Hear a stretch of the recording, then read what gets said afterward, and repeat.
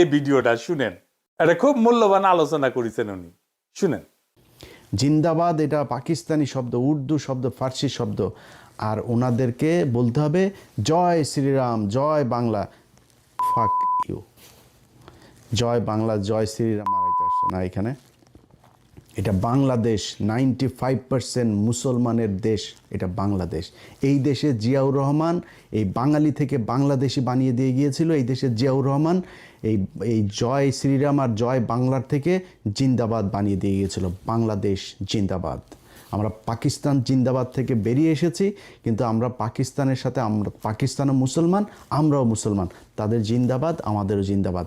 দেশ আলাদা হইতে পারে না, আমার ধর্ম আলাদা হয়ে যায় না। আজকে বাংলাদেশে যদি ইন্ডিয়ার সাথে যুদ্ধ বাঁধে, সবার আগে এই পাকিস্তান আপনার পাশে এসে দাঁড়াবে।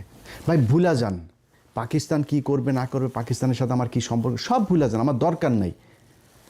কিন্তু আপনি পাকিস্তানের সাথে এই সম্পর্কের এই যে কৃত্রিমভাবে তৈরি করে এটার মাধ্যমে যখন আপনি ভারতের সাথে সম্পর্ক ভালো করার জন্য চেষ্টা চালাবেন, তখন আপনার এই দেশকে সারা জীবন, আপনার মৃত্যু পর্যন্ত এটাই গোলামী রাজ্য হিসাবে আপনি করে। আজকে আজাদি শুনলেও তাদের কষ্ট লাগে।